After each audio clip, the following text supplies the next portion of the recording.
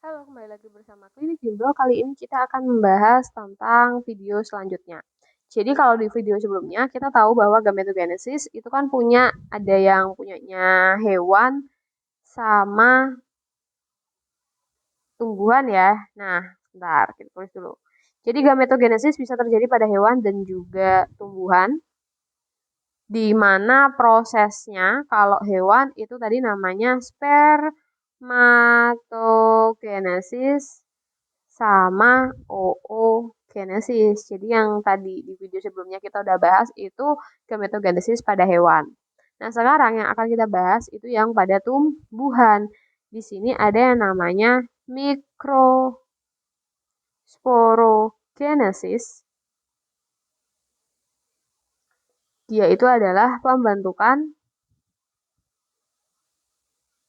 gamet jantan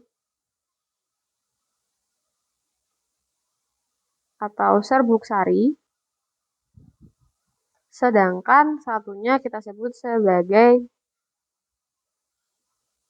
megasporogenesis. Megasporogenesis berarti pembentukan gamet betina atau ovum. Nah, mikrosporogenesis yang pertama kita akan bahas ya. Nah, yang pertama, mikrosporogenesis itu adalah proses pembentukan gamet jantan ya. Pembentukan gamet jantan kemudian terjadi di dalam kepala sari. Kemudian di dalam kepala sari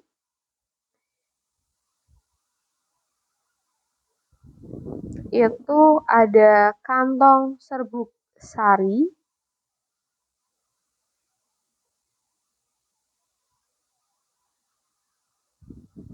yang terdapat berbagai sel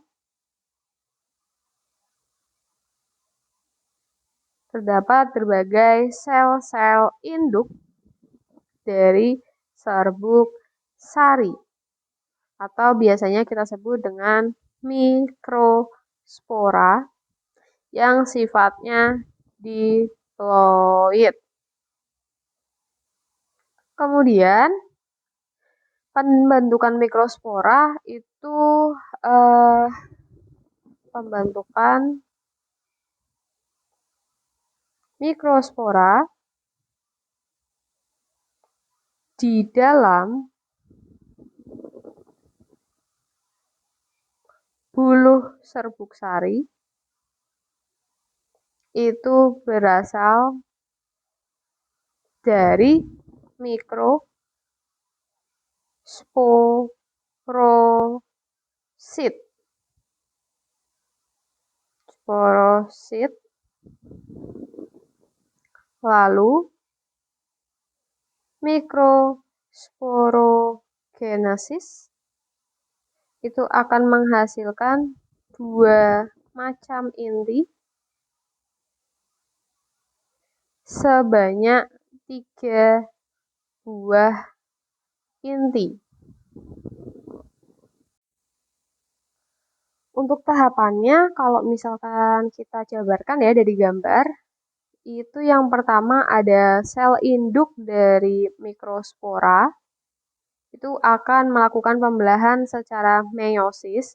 Sel induknya kan namanya mikrosporosit, mengalami meiosis 1, menghasilkan sepasang sel haploid. Sepasang sel haploid. Kemudian sepasang sel haploid akan membelah secara meiosis yang kedua, akan menghasilkan 4 sel mikrospora haploid yang kita sebut sebagai tetrad gitu ya. Kemudian mikrospora akan mengalami karyokinesis sehingga menghasilkan 2 inti haploid, yaitu ada inti, sebentar, ini kita tulis 2 inti haploid hasilnya, yaitu inti vegetatif, kemudian nama lainnya kita tulis inti saluran serbuk sari, dan inti generatif.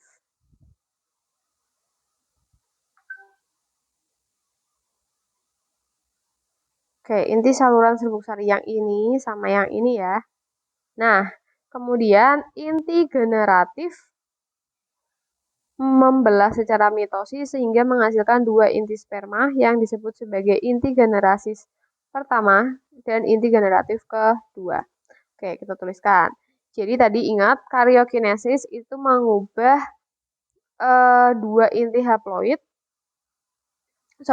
Jadi dari mikrospora itu mengalami karyokinesis sehingga dihasilkan 2 inti haploid, yaitu inti vegetatif sama inti generatif. Nah, si inti generatif ini membelah secara mitosis sehingga membentuk 2 inti sperma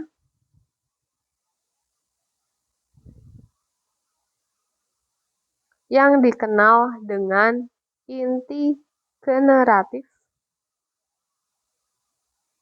1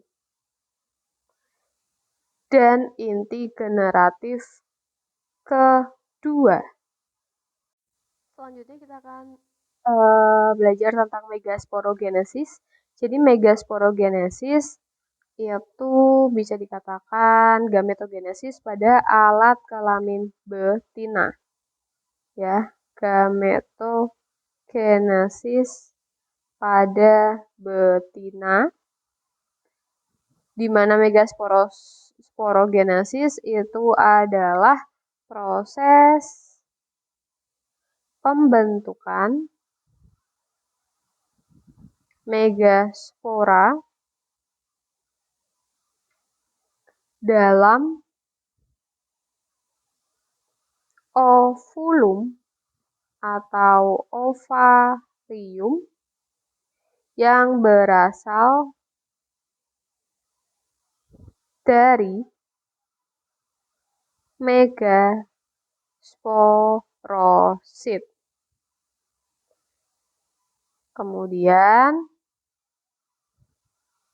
megasporogenesis itu akan menghasilkan 4 macam inti sebanyak 8 buah inti. Oke, untuk tahapan dari megasporogenesis, yang pertama proses megasporogenesis ini dimulai dari pembelahan meiosis 1 sama meiosis kedua, di mana selnya, sel induk megasporanya yang megasporosit ini, dia diploid ya, 2N, menghasilkan 4 sel megaspora ya. Oke, ada 4 sel megaspora dan dia karena ada pembelahan meiosis berarti sudah haploid. Kemudian pada tumbuhan angiosperma itu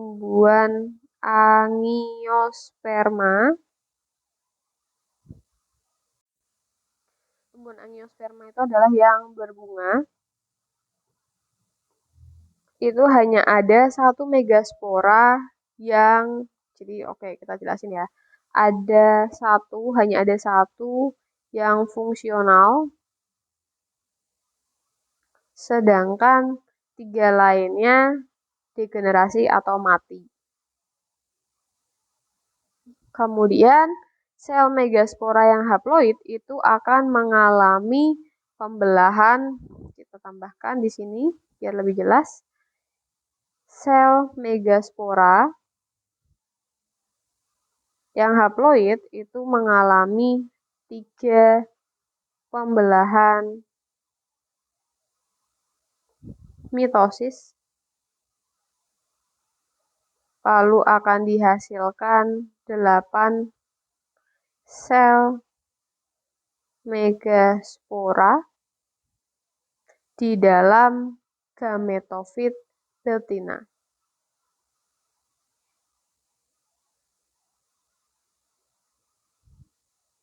Kemudian 8 sel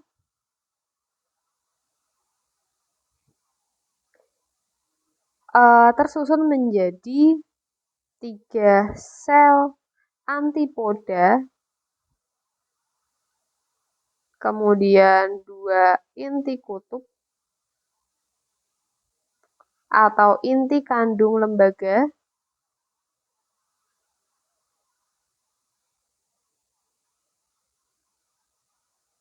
sekunder, kemudian ada sel ovum juga, satu sel ovum, dan 2 sel sinergid. Nah, ini cocok seperti gambarnya ya. Jadi tadi ada 8 sel, itu ada di sini 8 sel, lalu dia terbagi-bagi ya menjadi sel telur, sinergid, persatuan 2 nukleus inti kutub. Pokoknya menjadi seperti ini ya, itu sama aja.